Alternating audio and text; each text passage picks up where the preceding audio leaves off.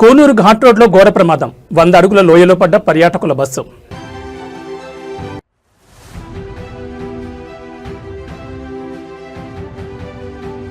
AI ఒక సునామీలా ముంచుకొస్తోంది. రేవంత్ రెడ్డి కీలక వ్యాఖ్యలు.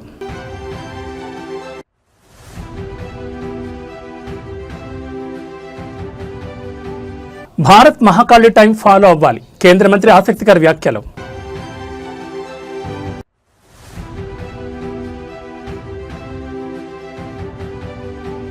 హైదరాబాద్లో 7,000 కోట్లకు భూ కుంభకోణం. ప్రభుత్వంపై హరీష్ రావు సంచలన ఆరోపణలు.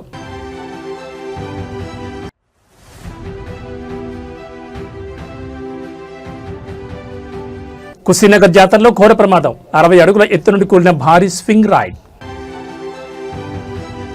ఇక డీటెయిల్స్ చూస్తే కర్నూలులో ఘోర ప్రమాదం చోటు చేసుకుంది. తమిళనాడులోని ఈ పర్యాటక ప్రాంతంలో ఒక టూరిస్ట్ మినీ బస్ లోయలో పడిపోవడంతో తీవ్ర విషాదం నెలకొంది. వివరాల్లోకి వెళ్తే నమ్మక్కల్ నుండి ప్రయాణం ప్రారంభించిన పర్యాటకుల మినీ బస్ కోనూరు ఘాట్ రోడ్లలో వెళ్తుండగా నియంత్రణ కోల్పోయి దాదాపు 100 అడుగుల లోతైన లోయలోకి దూసుకెళ్లింది. ఈ ప్రమాదంలో 12 మందికి పైగా ప్రయాణికులు తీవ్రంగా గాయపడినట్లు సమాచారం. ఈ ఘటనతో అక్కడ ఒక్కసారిగా ఆందోళనకర పరిస్థితులు నెలకొన్నాయి. ప్రమాదం జరిగిన వెంటనే స్థానికులు, పోలీసులు, అగ్నిమాపక సిబ్బంది సంఘటనా స్థలానికి చేరుకుని సహాయక చర్యలు చేపట్టారు. గాయపడిన వారిని అత్యవసరంగా సమీప ఆసుపత్రులకు తరలిస్తున్నారు. ప్రత్యక్ష సాక్షుల ప్రకారం ఈ ప్రాంతం చాలా ప్రమాదకరమైన ఘాట్ రోడ్డుతో ఉండడంతో డ్రైవర్ వాహనంపై నియంత్రణ కోల్పోయినట్లు అనుమానం వ్యక్తమవుతోంది. మరోవైపు వాహనం వేగం ఎక్కువగా ఉండడం కూడా ప్రమాదానికి కారణం ఉండొచ్చని అధికారులు చెబుతున్నారు. ఇప్పటికీ రక్షణ చర్యలు కొనసాగుతున్నాయి. లోయలో పడిపోయిన బస్సును బయటకు తీయడానికి ప్రత్యేక యంత్రాంగాన్ని వినియోగిస్తున్నారు. గాయపడిన వారి పరిస్థితిపై వైద్యులు నిరంతరం పర్యవేక్షణ కొనసాగిస్తున్నారు. కొంతమంది పరిస్థితి విషమంగా ఉన్నట్టు సమాచారం. ఈ ఘటనపై తమిళనాడు పోలీసులు కేసు నమోదు చేసుకుని దర్యాప్తును ప్రారంభించారు. ప్రమాదానికి గల అసలు కారణాలు ఏమిటన్న దానిపై విచారణ కొనసాగుతోంది. ఇలాంటి ఘాట్ రోడ్లలో ప్రయాణించే సమయంలో డ్రైవర్లు మరింత జాగ్రత్తగా ఉండాలని అధికారులు సూచిస్తున్నారు. పర్యాటక ప్రాంతాల్లో భద్రతా ప్రమాణాలను ఖచ్చితంగా పాటించాల్సిన అవసరం ఉందని మరోసారి ఈ ఘటన గుర్తు చేస్తోంది.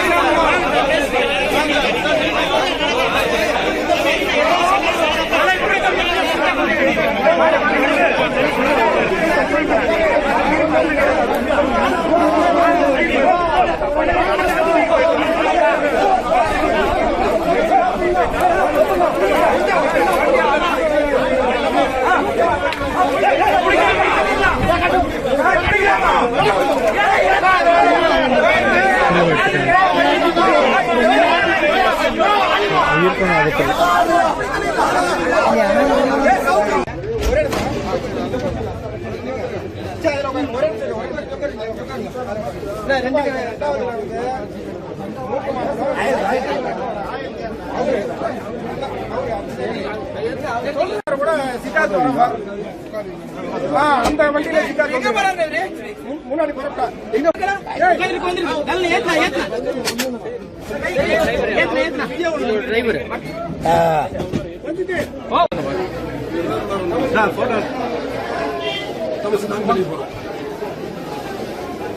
சொன்னா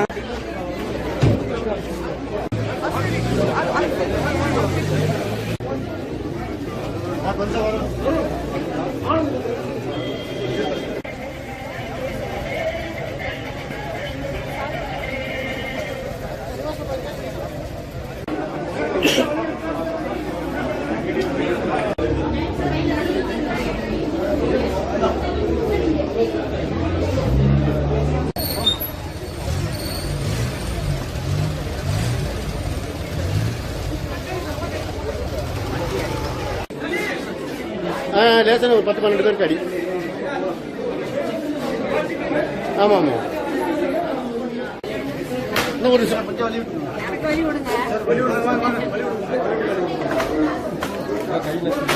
பார்த்து கையை நசிக்கிறார். கொஞ்சம் வழி விடுங்க சார். சார் இப்படியா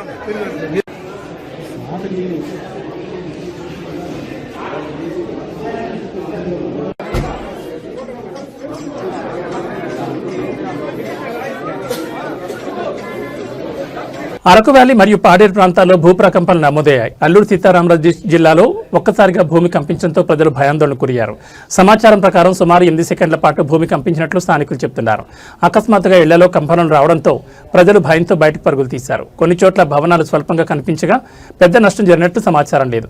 ఈ భూకంపానికి కేంద్రం కోరాపుట్ ప్రాంతంగా గుర్తించారు. ఇండియా భూకంప పరిశీలన సంస్థల వివరాల ప్రకారం రిక్టర్ స్కేల్పై భూకంప తీవ్రత 4.4గా నమోదైంది.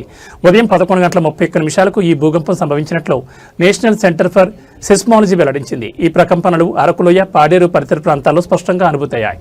ప్రస్తుతం ఎలాంటి ప్రాణ నష్టం లేదా భారీ ఆస్తి నష్టం జరిగినట్టు సమాచారం లేదు. అయితే అధికారుల పరిస్థితిని సమీక్షిస్తూ అప్రమత్తంగా ఉన్నారు. ప్రజలు భయపడాల్సిన అవసరం లేదని, కానీ జాగ్రత్తగా ఉండాలని సూచిస్తున్నారు. వచ్చింది ఇక్కడికి.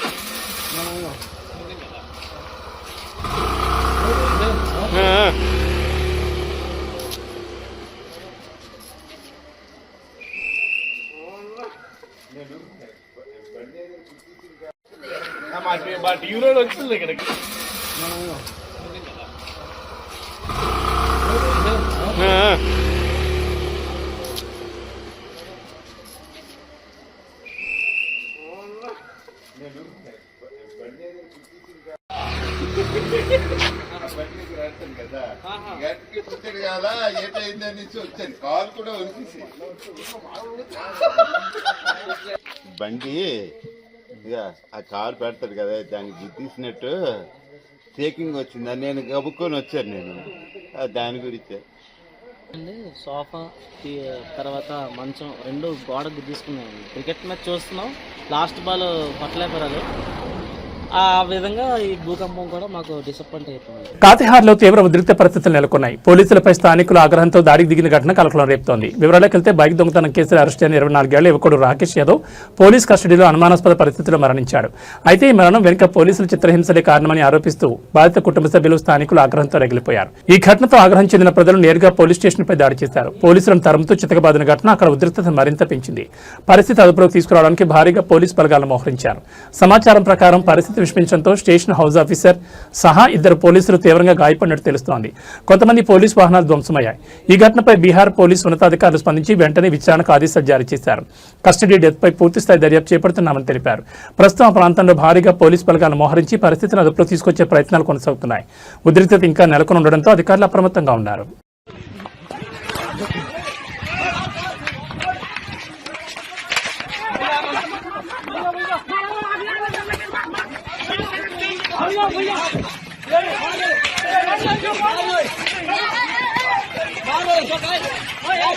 ఆర్టిఫిషియల్ ఇంటెలిజెన్స్ అంటే ఏఐ ప్రపంచాన్ని వేగంగా మార్చేస్తున్న సాంకేతిక విప్లవం. అయితే ఈ విప్లవం ఒక పెద్ద ముప్పుగా మారే అవకాశం ఉందని హెచ్చరిస్తున్నారు యనుమల రేవంత్ రెడ్డి.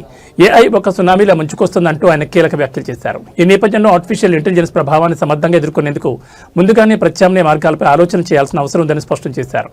ప్రపంచవ్యాప్తంగా ఏఐ వినియోగం వేగంగా పెరుగుతోంది. ఉద్యోగాలు, వ్యాపారాలు, విద్య, వైద్య రంగాలు ప్రతి రంగంలోనూ ఏఐ ప్రభావం స్పష్టంగా కనిపిస్తోంది. అయితే ఇదే వేగం భవిష్యత్తులో పెద్ద సవాళ్లను తీసుకురావచ్చని నిపుణులు కూడా హెచ్చరిస్తున్నారు. ఈ నేపథ్యంలో ముఖ్యమంత్రి రేవంత్ రెడ్డి చేసిన వ్యాఖ్యలు ఇప్పుడు చర్చనీయాంశంగా మారాయి. ఏఐ వల్ల ఉద్యోగ అవకాశాలపై ప్రభావం పడే అవకాశం ఉందని, సాంకేతిక మార్పులకు అనుగుణంగా నైపుణ్యాలను పెంపొందించుకోవాల్సిన అవసరం ఉందని ఆయన సూచించారు. అంతేకాకుండా ప్రభుత్వాలు, విద్యా సంస్థలు, పరిశ్రమలు కలిసి పనిచేస్తేనే ఏఐ సవాళ్లను ఎదుర్కోగలమని అభిప్రాయపడ్డారు. భవిష్యత్తులో టెక్నాలజీతో పాటు మానవ విలువలను కూడా కాపాడుకోవాల్సిన అవసరం ఉందని ఆయన పేర్కొన్నారు. ఈ రోజు నాణ్యమైన విద్యను అందించకుండా సాంకేతిక నైపుణ్యాన్ని మన యువతకు నేర్పకపోతే ఈ ఏఐ సునామీలో వీళ్ళు ఏమి ప్రయోజకులు కాని పరిస్థితి వస్తే ఈ దేశం ఎదుర్కోబోయే సమస్య ఎంత తీవ్రమైనదో ఈరోజు వేదిక మీద ఉన్న మనందరం ఆలోచన చేయాలి. అందుకే ఈరోజు రాష్ట్ర ప్రభుత్వం కొన్ని అంశాలలో మాకు భిన్నాభిప్రాయాలు ఉండొచ్చు, కొన్ని అంశాలలో భేదాభిప్రాయాలు ఉండొచ్చు. నా తెలిసి విద్యకు, వైద్యానికి సంబంధించి కిషన్ రెడ్డి గారు కానీ, రఘునందన్ రావు గారు కానీ, లేకపోతే మా మిత్రులు వేదిక మీద ఉన్న ఎమ్మెల్సీలకు, మా అర్ణమ్మ గారు కానీ, మాకెవరికి భిన్నాభిప్రాయాలు లేవు. మా అందరి అభిప్రాయం ఒకటే, నాణ్యమైన విద్యను పేదలకు అందించడం ద్వారా దేశానికి ప్రయోజకులను తయారు చేయాలి. రీసెంట్గా 2024లో మేము ఒక సర్వే చేసినాం, social economic, education, employment, political and caste survey.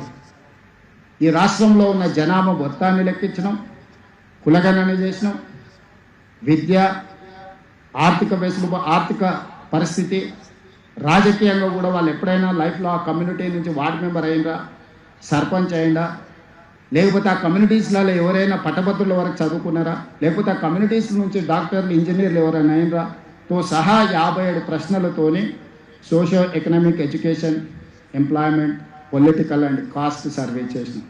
Krishna జిల్లాలో కల్తీ బీర్ల వ్యవహారం కలకలం రేపుతోంది. ఒక వైన్ షాప్లో జరిగిన ఈ ఘటన స్థానికంగా తీవ్ర ఆందోళన దారితీసింది. పామరు నియోజకవర్గంలోని కాజా గ్రామంలో ఉన్న వైన్ షాప్లో వినియోగదారులు ఆశ్చర్యానికి గురయ్యారు. బీర్ బాటిల్లో కంపెనీ చెందినదిగా ఉండగా దానికి ఉన్న మూత మరో కంపెనీదిగా కనిపించడం అనుమానాలకు తావిచ్చింది. అంతేకాకుండా ఒక బీర్ బాటిల్ లోపల ఏదో చనిపోయి తేలుతున్నట్లు కనిపించడంతో మందుబాబులు షాకు గురయ్యారు. వెంటనే వారు షాప్ సిబ్బందిని ప్రశ్నించగా సరైన సమాధానం ఇవ్వకపోవడంతో పరిస్థితి ఉద్రిక్తంగా మారింది. సిబ్బంది నిర్లక్ష్యపూరిత సమాధానంతో వినియోగదారులు మరింత ఆగ్రహానికి గురయ్యారు. ఈ ఘటనతో అక్కడ కొంతసేపు ఉద్రిక్త పరిస్థితులు నెలకొన్నాయి. ఇలాంటి ఘటనలు ప్రజల ఆరోగ్యానికి తీవ్ర ముప్పు కలిగించే అవకాశం ఉన్నందున అధికారులు వెంటనే స్పందించి పూర్తిస్థాయి దర్యాప్తు చేపట్టాలని స్థానికులు డిమాండ్ చేస్తున్నారు. కల్తీ మద్యం విక్రయాలపై కఠిన చర్యలు తీసుకోవాలని కోరుతున్నారు. ఈ ఘటనపై ఆంధ్రప్రదేశ్ ఎక్సైజ్ డిపార్ట్మెంట్ దృష్టి సారించినట్లు సమాచారం. సంబంధిత వైన్ షాప్ పై చర్యలు తీసుకునే అవకాశాలున్నాయని తెలుస్తోంది. నీ పేరేం పేరు? నీ పేరేం పేరు? మనోడి పేరేం పేరు?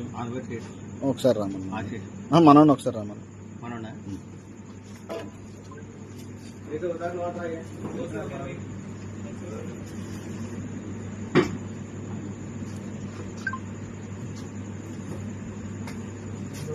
నువ్వేనా ఇచ్చిన బీరు? అప్పుడు డ్యూటీలో ఉన్నది నువ్వేనా? నువ్వేనా? ఎందుకు ఇచ్చావు బీరు? నువ్వు ఎట్టా పెట్టావు బీరు? కాదన్నా, ఇది తెలియట్లేదా? ఎన్ని రోజులు అవుతుందా బీరు? పైన ఉంది మూత. చూడకుండా నువ్వు బీరు దాంట్లో ఎందుకు పెట్టావు? నువ్వు అది పక్కన పెట్టింది కాదుగా, ఫ్రిడ్జ్ లో పెట్టిందేగా. ఫ్రిడ్జ్ లో ఎందుకు పెట్టావు?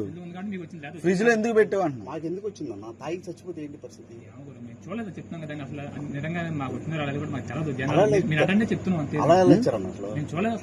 చూడకుండా నువ్వు ఫ్రిడ్జ్ లో ఎందుకు పెట్టావు? ఇది పోయింది, అది షార్టేజ్ కింద లెక్కే. అవును కదా, నువ్వు అది ఎట్టా అమ్మావు? నువ్వు అది ఎట్టా అమ్మావు? మూత కూడా ఏముంది అలా దీంట్లో ఏదో చచ్చిపోయింది చూడు. చూడు కనబడుతుందా నీకు? మరి దీని లైట్, ఫ్లాష్ లైట్. నువ్వు తాగు ఈ బీరు. నువ్వు తాగుతావా? దీంట్లో పోనీ నీకు కనబడదు కదా. ఇక దీంట్లో ఏదో చూడు చచ్చిపోయింది, మొత్తం తేలిపోతుంది పైన. చూడకుండా అడ్డించు. మాకు బీర్ కాదన్నా. ఇప్పుడు తర్వాత ఇంకో బీర్ కొనుక్కుని తాగే కానీ అది బాగానే ఉంది. నువ్వు ఎందుకు పెట్టావు అంటున్నా? జనరల్ బీరు కొని పెట్టావు, ఎందుకు అమ్మావు? అదంతా కల్తీ కలిసిపోయి దాంట్లో ఇది ఉంది. చేస్తున్నావు. ఇది కాల్స్బర్గ్ కి కేఎఫ్ మూత ఎందుకు వచ్చింది? మరి చూడకుండా ఎందుకు అమ్మావు? నువ్వు ఫ్రీగా చేయట్లేదు కదా, జీతం తీసుకుంటున్నావుగా. చూడకుండా ఎట్లా వ్యాపారం చేస్తున్నావు? ఇప్పుడు తాగి చచ్చిపోతే మీ ఓనర్. ఒంగోలులో సంచలనం సృష్టించిన ఘటన ప్రసిద్ధి చెందిన సత్యం టిఫిన్స్ హోటల్ను యజమాని ఎలాంటి ముందస్తు నోటీసు లేకుండా అకస్మాత్తుగా కూల్చివేయడం తీవ్ర వివాదానికి దారితీసింది. గత 10 సంవత్సరాలుగా సత్యనారాయణ అనే వ్యక్తి ఈ హోటల్ను అద్దెకు తీసుకుని నిర్వహిస్తున్నారు. ఈ హోటల్ స్థానికంగా మంచి పేరు సంపాదించుకుని ఎంతో మందికి ఉపాధిని కూడా కల్పించింది. అయితే ఇటీవల లీజ్ గడువు ముగిసిన నేపథ్యంలో ఇరుపక్షాల మధ్య చర్చలు కొనసాగుతున్న సమయంలోనే ఈ అనూహ్య ఘటన చోటు చేసుకుంది. అయితే చట్టపరమైన ప్రక్రియను పాటించకుండా ఎలాంటి ముందస్తు నోటీసు ఇవ్వకుండా యజమాని హోటల్ను బలవంతంగా కూల్చేశారని ఆరోపణలు వినిపిస్తున్నాయి. ఈ ఘటనతో సత్యనారాయణ కుటుంబం తీవ్ర ఆర్థిక నష్టాన్ని ఎదుర్కొంటున్నట్లు సమాచారం. ఈ చర్యపై స్థానికులు తీవ్ర ఆగ్రహం వ్యక్తం చేస్తున్నారు. ఒక వ్యక్తి 10 ఏళ్లుగా నడిపిస్తున్న వ్యాపారాన్ని ఒక్కసారిగా ఇలా కూల్చివేయడం అన్యాయం అంటూ వారు ఆవేదన వ్యక్తం చేస్తున్నారు. చిన్న వ్యాపారుల హక్కులు ఎక్కడా అనే ప్రశ్నలు లేవనెత్తుతున్నారు. ఇక ఈ ఘటనపై మానవ హక్కుల కోణంలో కూడా పెద్ద చర్చ జరుగుతోంది. ఈ విషయాన్ని నేషనల్ హ్యూమన్ రైట్స్ కమిషన్ దృష్టికి తీసుకెళ్లాలని బాధితులు స్థానికులు కోరుతున్నారు. చట్టపరంగా చూస్తే లీజ్ గడువు ముగిసినా అద్దెదారుని ఖాళీ చేయించడానికి నిర్దిష్ట విధానాలు పాటించాలి. ముందస్తు నోటీసు ఇవ్వడం, చట్టపరమైన అనుమతులు తీసుకోవడం వంటి చర్యలు తప్పనిసరి. కానీ ఈ ఘటనలో అవి పాటించలేదనే ఆరోపణలున్నాయి. ప్రస్తుతం ఈ ఘటనపై అధికారుల స్పందన కోసం అందరూ ఎదురు చూస్తున్నారు. బాధితుడికి న్యాయం జరుగుతుందా, బాధ్యులపై చర్యలు తీసుకుంటారన్నది చూడాల్సి ఉంది.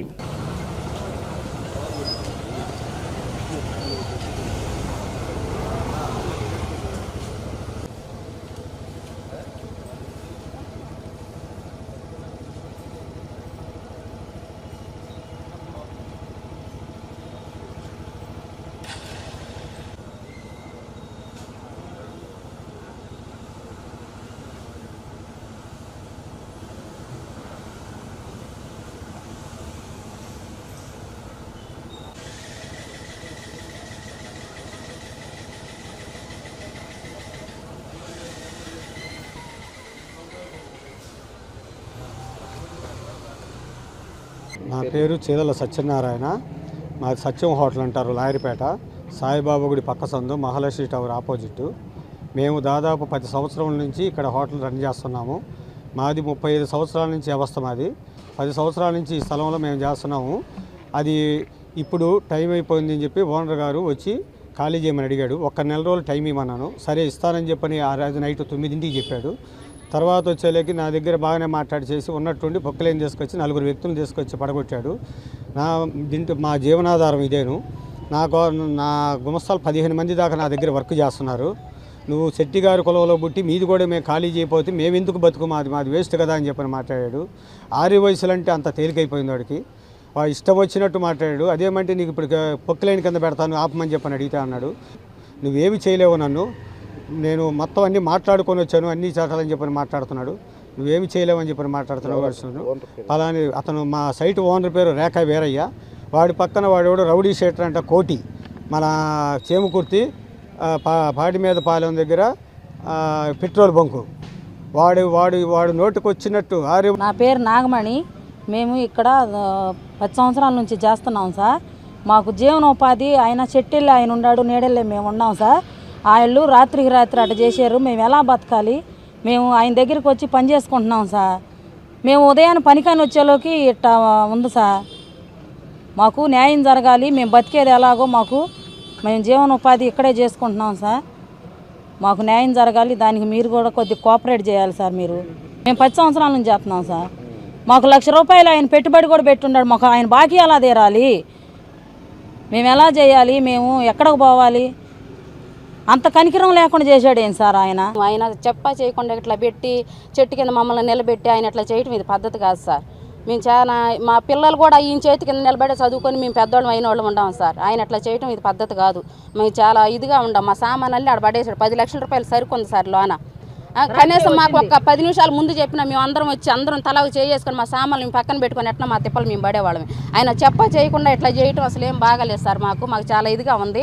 ఆయన వచ్చి మాకు ఇట్లా ఎందుకు చేశాడో చెప్పాలి. లేదంటే ఆయన కారణం ఏదో నాకు ఇట్లా చేశాడు అంటారు, అందుకని నేను ఈ పని చేశానని ఆయన చెప్పాలా. ఏది లేకుండా ఆయన అక్కడే ఉండి మేము ఇక్కడే ఉంటే మాత్రం అయ్యేది కాదు. అట్లా అయితే మాత్రం బాగుండదు సార్. మాకు ₹10 లక్షల సరుకు నష్టం చేశాడు. మాకు అందరికి పనులు కావాలి. మళ్ళీ మేము ఎక్కడికి పరిగెత్తాలి? ఇప్పుడు ఈ టయాన్ని పోతే ఎవరు పనుల్లో పెట్టుకోరు. మాకు ఎప్పటి నుంచి ఇక్కడే ఉంటున్నాం. మేము పక్కన స్థలం కూడా చూసుకున్నామని చెప్పాం. రైతులకు ఊరట కలిగించే కీలక నిర్ణయం తీసుకున్నారు అధికారులు. రంగనాయక సాగర్ రిజర్వాయర్లోకి నీటి పంపింగ్ ప్రక్రియ ప్రారంభమైంది. ఈ ప్రాజెక్టులో కేవలం 1 టీఎంసీ నీళ్లు మాత్రమే ఉన్నాయని, యాసంగి పంటకు రైతులకు నీటి కొరత తలెత్తే అవకాశం ఉందని ఆందోళనలు వ్యక్తమయ్యాయి. ఈ నేపథ్యంలో అదనంగా మరో 1 టీఎంసీ నీటిని విడుదల చేయాలని ప్రభుత్వాన్ని కోరుతూ మాజీ మంత్రి హరీష్ రావు ఇటీవల లేఖ రాశారు.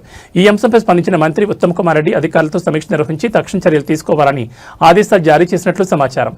దీంతో ఇప్పుడు రంగనాయక సాగర్లోకి నీటి పంపింగ్ ప్రారంభమైంది. ఈ నిర్ణయం వల్ల యాసంగి పంట సాగు చేస్తున్న రైతులకు పెద్ద బోరాట లభించనుంది. ఇంకొన్ని రోజులు ఆలస్యమైతే పంటలు ఎండిపోయే పరిస్థితి ఉండేది. ఇప్పుడు నీరు అందుతుండటంతో ఆశలు మళ్లీ చిగురుస్తున్నాయని రైతులు ఆనందం వ్యక్తం చేస్తున్నారు. ఈ పరిణామంతో హరీష్ రావు చేసిన ప్రయత్నాలు ఫలించినట్లయ్యాయని రాజకీయ వర్గాల్లో చర్చ జరుగుతోంది. రైతుల సమస్యలను గుర్తించి వెంటనే స్పందించడం అవసరమని నిపుణులు కూడా అభిప్రాయపడుతున్నారు.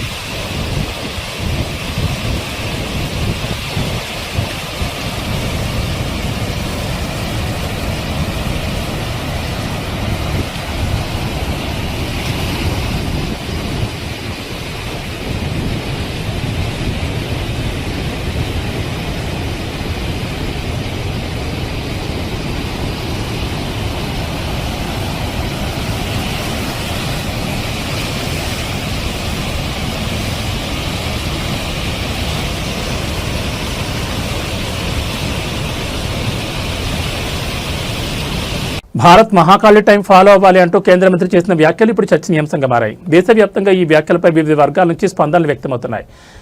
భారతదేశం తన సాంస్కృతిక మూలాలను, ఆధ్యాత్మిక వారసత్వాన్ని మరింతగా ఆచరణలోకి తీసుకురావాల్సిన అవసరం ఉందని కేంద్ర మంత్రి అభిప్రాయపడ్డారు. ఈ సందర్భంలో మహాకాళి టైం అనే భావనను ప్రస్తావిస్తూ భారతీయ జీవన విధానంలో సమయానికి ఉన్న ప్రాముఖ్యతను గుర్తు చేశారు. ఈ వ్యాఖ్యల వెనుక ఉద్దేశం భారతీయ సంప్రదాయాలు, కాలగణన పద్ధతులు, జీవనశైలి ఇవన్నీ ప్రపంచానికి మార్గదర్శకంగా నిలవగలవని ఆయన అభిప్రాయపడ్డారు. ఆధునికతతో పాటు సంప్రదాయాలను కూడా సమన్వయం చేసుకోవాలని సూచించారు. ఈ వ్యాఖ్యలు రాజకీయంగా కూడా చర్చకు దారితీస్తున్నాయి. కొందరు దీన్ని భారతీయ సంస్కృతిని ప్రోత్సహించే ప్రయత్నంగా అభివర్ణిస్తుండగా మరికొందరు మాత్రం స్పష్టత లేకుండా చేసిన వ్యాఖ్యలుగా విమర్శిస్తున్నారు. ప్రస్తుతం ఈ అంశంపై రాజకీయ వర్గాల్లో మేధావుల్లో చర్చ కొనసాగుతోంది. మహాకాళి టైం అంటే ఏమిటి, దాన్ని దేశవ్యాప్తంగా ఎలా అమలు చేస్తారు అనే ప్రశ్నలు తలెత్తున్నాయి. मैं मध्य प्रदेश की लोकप्रिय मुख्यमंत्री माननीय मोहन यादव जी को धन्यवाद देता हूं। उन्होंने भारत सरकार के साथ मिलकर एक बहुत समय उपयोगी विषय पे, जिसके ऊपर भारत की सभ्यता की दृष्टि से एक प्रकार से अधिकार है, उसमें बहुत बड़ा परंपरा है। महाकाल हमारी परंपरा की काल गणना की केंद्र बिंदु है। उसके ऊपर एक अंतर्राष्ट्रीय सम्मेलन भारत सरकार के IKS डिवीज़न, शिक्षा विभाग के IKS डिवीज़न और यहाँ की साइंस काउंसिल दोनों मिलके, यानी मध्य प्रदेश शासन और भारत सरकार दोनों मिलके एक अंतर्राष्ट्रीय सम्मेलन आयोजन किया जा रहा है। मूल उद्देश्य है 2047 तक भारत विकसित होना है, तो भारत की वैज्ञानिक ताकत को और बढ़ानी पड़ेगी। भारत की सभ्यता में जो परंपरागत विज्ञान की ज्ञान है उसको आज की दृष्टि से लोकाभिमुखी करना, सरल करना, भारतीय भाषाओं में करना, उस दिशा में इस अंतर्राष्ट्रीय सम्मेलन एक बहुत बड़ा स्टेटमेंट है। और आने वाले दिनों में हमने तो अनुरोध किया है वैज्ञानिक समूहों को, विचारकों को, जो एक समय में हमारी समय गणना की नोमेनक्लेचर हमसे छूट के ग्रीनविच तक चला गया था, कि हम एक वैज्ञानिक प्रमाण आधारित, हमें फिर एक बार महाकाल स्टैंडर्ड टाइम MST की ओर इसको ले जा सकते हैं क्या? इससे सामाजिक वितर्क को, उसके वैज्ञानिक अनुसंधान हो, मैं पूरा विश्वास रखता हूँ इस 3 दिन के अधिवेशन उस दिशा में एक बड़ा कदम उठाएगी। కుషీనగర్లో విషాద ఘటన చోటు చేసుకుంది. జాతరలో ఏర్పాటు చేసిన భారీ స్వింగ్ రైడ్ ఒక్కసారిగా కూలిపోవడంతో పలువురు గాయపడిన ఘటన కలకలం రేపుతోంది. వివరాల్లోకి వెళ్తే బాయిషాహా మేళాలో బుధవారం అర్ధరాత్రి సమయంలో ఈ ప్రమాదం జరిగింది. సుమారు 60 అడుగుల ఎత్తులో ఉన్న స్వింగ్ రైడ్ ఒక్కసారిగా కూలిపోవడంతో అక్కడున్న ప్రజలు భయాందోళనకు గురయ్యారు. ఈ ప్రమాద సమయంలో ఆ రైడ్లో సుమారు 70 నుంచి 80 మంది వరకు ప్రయాణికులు ఉన్నట్లు సమాచారం. ముఖ్యంగా మహిళలు, చిన్నపిల్లలు ఎక్కువగా ఉన్నారు. రైడ్ కేవలం 2 రౌండ్లు మాత్రమే పూర్తి చేసిన వెంటనే ఈ ప్రమాదం చోటు చేసుకోవడం మరింత ఆందోళన కలిగిస్తోంది. ఈ ఘటనలో సుమారు 30 మంది వరకు గాయపడినట్లు అధికారులు వెల్లడించారు. గాయపడిన వారిని వెంటనే సమీప ఆసుపత్రులకు తరలించి చికిత్స అందిస్తున్నారు. కొందరి పరిస్థితి విషమంగా ఉన్నట్లు సమాచారం. ప్రమాదం జరిగిన వెంటనే స్థానికులు, పోలీసులు, అత్యవసర సిబ్బంది సంఘటనా స్థలానికి చేరుకుని సహాయక చర్యలు చేపట్టారు. కూలిపోయిన స్వింగ్ రైడ్ కింద చిక్కుకున్న వారిని బయటకు తీయడానికి తీవ్రంగా శ్రమించారు. ప్రాథమిక సమాచారం ప్రకారం రైడ్ నిర్మాణంలో లోపాలు లేదా అధిక బరువు కారణంగా ఈ ప్రమాదం జరిగి ఉండొచ్చని అనుమానిస్తున్నారు. అయితే అసలు కారణాలు ఏమిటన్న దానిపై అధికారులు దర్యాప్తు ప్రారంభించారు. ఈ ఘటనపై ఉత్తరప్రదేశ్ పోలీసులు కేసు నమోదు చేసుకుని విచారణ చేపట్టారు. జాతరల్లో భద్రతా ప్రమాణాలు పాటించకపోతే ఇలాంటి ప్రమాదాలు చోటు చేసుకునే అవకాశం ఉందని నిపుణులు హెచ్చరిస్తున్నారు. ఈ ఘటనతో స్థానికంగా తీవ్ర భయాందోళన నెలకొన్నాయి. జాతరల్లో వినోదానికి వెళ్లిన ప్రజలు ఇలాంటి ప్రమాదాలు గురికావడం ఆందోళన కలిగిస్తోంది.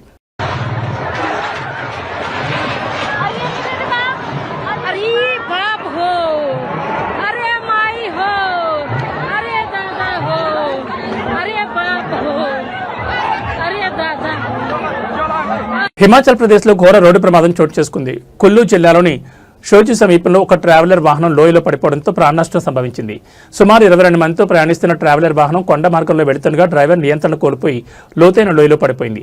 ఈ ప్రమాదం ఒక్కసారిగా జరిగిపోవడంతో అక్కడ ఉన్నవారు తీవ్ర భయాందోళనకు గురయ్యారు. ఈ దుర్ఘటనలో 4 వ్యక్తులు అక్కడికక్కడే ప్రాణాలు కోల్పోయారు. వీరిలో 2 పురుషులు, 2 మహిళలు ఉన్నట్లు అధికారులు తెలిపారు. మిగతా 18 మందిని గాయాలతో రక్షించి వెంటనే సమీపంలోని బంజార్ ఆసుపత్రికి తరలించారు. ప్రమాదం జరిగిన వెంటనే స్థానికులు, పోలీసులు, అగ్నిమాపక సిబ్బంది సంఘటనా స్థలానికి చేరుకుని సహాయక చర్యలు ప్రారంభించారు. లోయలో పడిపోయిన వాహనంలో చిక్కుకున్న వారిని బయటకు తీయడానికి తీవ్రంగా శ్రమించారు. ప్రత్యక్ష సాక్షుల ప్రకారం ఈ ప్రాంతంలో రహదారులు చాలా సన్నగా, ప్రమాదకరంగా ఉండడంతో ఇలాంటి ఘటనలు తరచుగా జరుగుతున్నాయి. వాహనం వేగం ఎక్కువగా ఉండడం లేదా మలుపుల్లో జాగ్రత్తలు తీసుకోకపోవడం ప్రమాదానికి కారణమై ఉండొచ్చని అనుమానిస్తున్నారు. ఈ ఘటనపై హిమాచల్ ప్రదేశ్ పోలీసులు కేసు నమోదు చేసుకుని దర్యాప్తును ప్రారంభించారు. ప్రమాదానికి గల ఖచ్చితమైన కారణాలు తెలుసుకునేందుకు విచారణ కొనసాగుతోంది.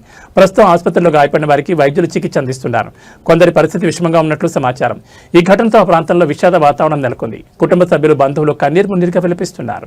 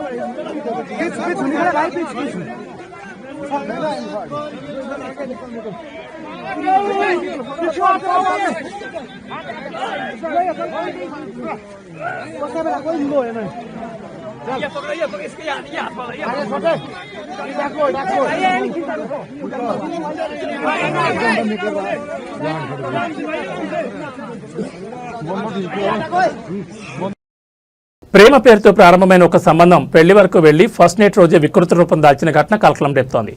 కూకట్పల్లి పోలీస్ స్టేషన్ పరిధిలో ఈ దారుణ ఘటన చోటు చేసుకుంది. నవాజ్ అనే యువకుడు షాప్ అద్దెకు కావాలనే నెపంతో ఒక యువతిని సంప్రదించాడు. ఈ పరిచయం క్రమంగా స్నేహంగా మారి తర్వాత ప్రేమగా మారింది.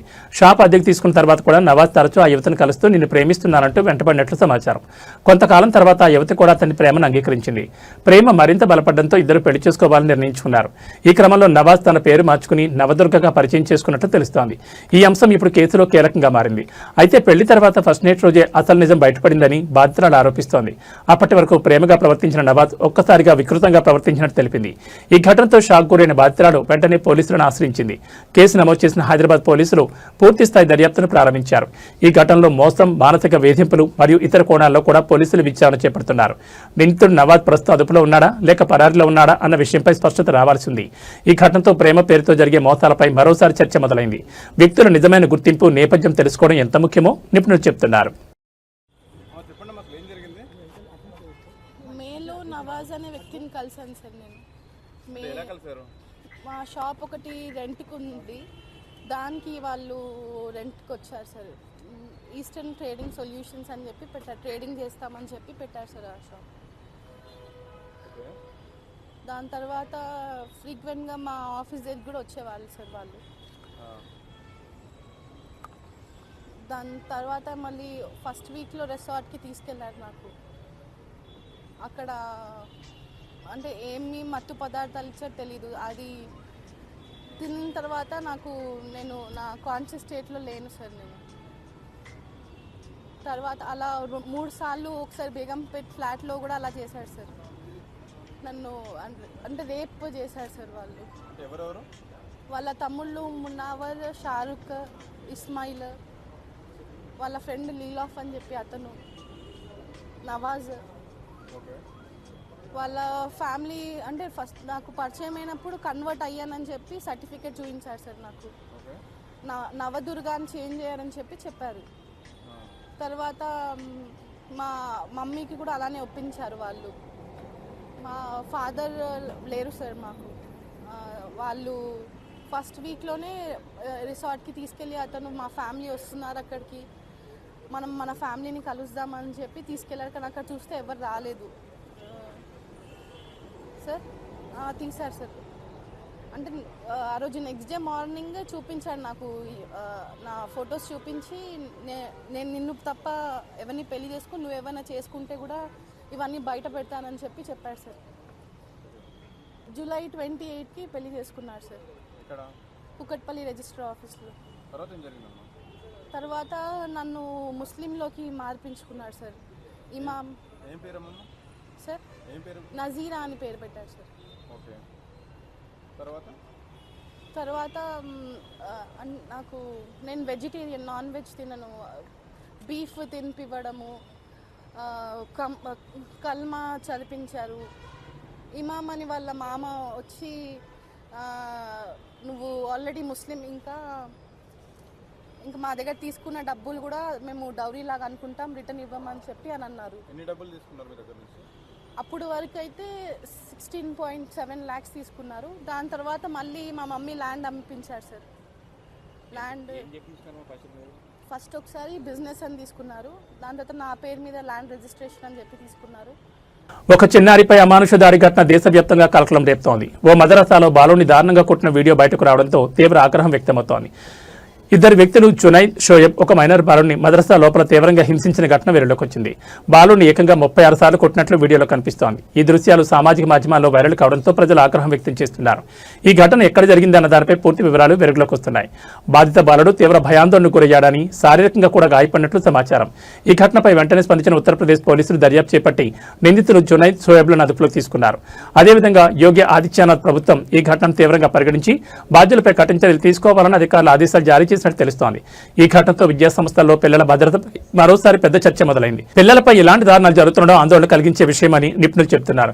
ప్రస్తుతం పోలీసులు కేసు నమోదు చేసుకుని పూర్తిస్థాయి దర్యాప్తును కొనసాగిస్తున్నారు.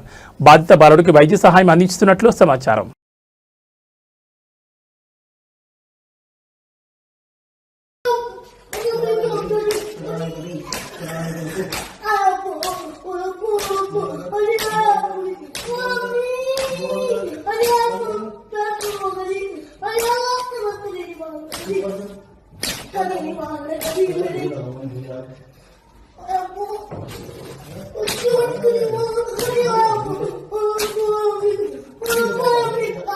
తెలంగాణలో మరో భారీ భూకుంభకోణం జరిగిందంటూ ఆరోపణలు గుప్పించారు మాజీ మంత్రి టి హరీష్ రావు. హైదరాబాద్ నడిబొడ్డున సుమారు 7,000 కోట్ల విలువైన భూములపై స్కామ్ జరుగుతోందని ఆయన ఆరోపించారు. హైదరాబాద్ లోని 374 ఎకరాల భూమిని ప్రభుత్వం కబ్జా చేయడానికి ప్రయత్నిస్తోందని హరీష్ రావు అన్నారు. ఈ భూముల్లో సుమారు 600 మంది పేద రైతులు జీవనం సాగిస్తున్నారని ఆయన పేర్కొన్నారు.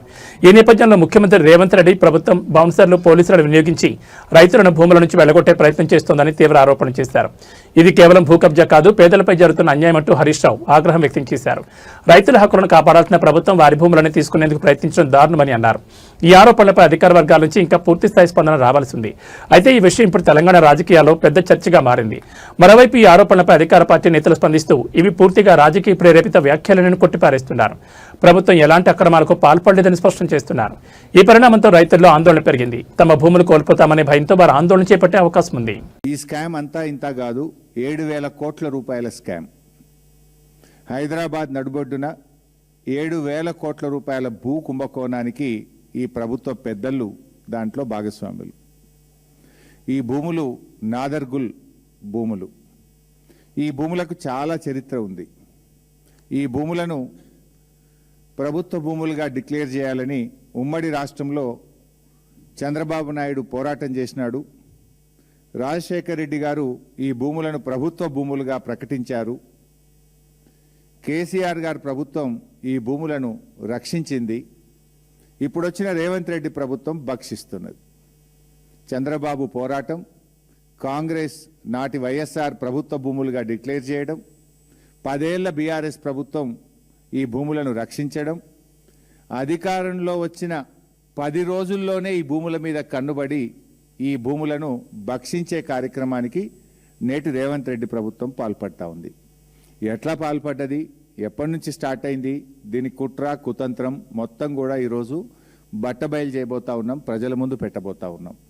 ఈ 374 ఎకరాల భూమిలో దాదాపు 600 మంది పేద రైతులు బతుకుతా ఉన్నారు.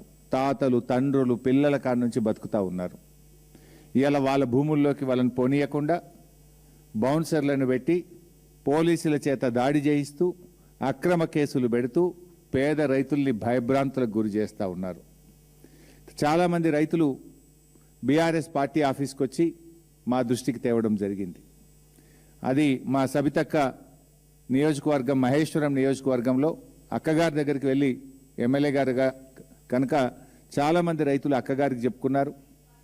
బీఆర్ఎస్ పార్టీ దృష్టికి తెచ్చారు. నిర్మల్లో ఫ్రిడ్జ్ పేలిన ఘటన కలకలం రేపింది. ఈ ప్రమాదంలో 2 ప్రాణాలు కోల్పోవడం తీవ్ర విషాదానికి దారితీసింది. నిర్మల్ పట్టణంలోని మహాలక్ష్మి వాడలో ఈ ఘటన చోటు చేసుకుంది. ఓ ఇంట్లో ఉన్న ఫ్రిడ్జ్ ఒక్కసారిగా పేలిపోవడంతో మంటలు వ్యాపించాయి. ఈ ఘటనలో విజయ్ అనే వ్యక్తితో పాటు మరో మహిళ తీవ్రంగా గాయపడ్డారు. గాయపడిన వారిని వెంటనే ఆసుపత్రికి తరలించి చికిత్స అందించారు. అయితే పరిస్థితి విషమించడంతో ఆదివారం వారిద్దరూ చికిత్స పొందుతూ మరణించినట్లు సమాచారం. ప్రాథమిక సమాచారం ప్రకారం షార్ట్ సర్క్యూట్ కారణంగానే ఈ ప్రమాదం జరిగి ఉండొచ్చని అధికారులు అనుమానిస్తున్నారు. ఎలక్ట్రికల్ లోపం వల్ల ఫ్రిడ్జ్ ఒక్కసారిగా పేలి మంటలు చెలరేగినట్టు తెలుస్తోంది. ఈ ఘటనతో స్థానికులు తీవ్ర భయాందోళనకు గురయ్యారు. అగ్ని ప్రమాదం ఎంత ప్రమాదకరమో మరోసారి ఈ ఘటన గుర్తు చేస్తోంది. ఇలాంటి ప్రమాదాలు నివారించేందుకు నిపుణులు కొన్ని సూచనలు చేస్తున్నారు. ముఖ్యంగా ఎండాకాలంలో ఫ్రిడ్జ్లను గోడకు అతికించకుండా మెరిక భాగంలో గాలి సరిగా ఆడేలా ఉంచాలని సూచిస్తున్నారు. అలాగే వైరింగ్ను క్రమం తప్పకుండా తనిఖీ చేయడం చాలా అవసరమని చెప్తున్నారు. ఇంటి ఎలక్ట్రానిక్ పరికరాల నిర్వహణలో చిన్న నిర్లక్ష్యమే పెద్ద ప్రమాదాలు దారితీస్తుందని అధికారులు హెచ్చరిస్తున్నారు.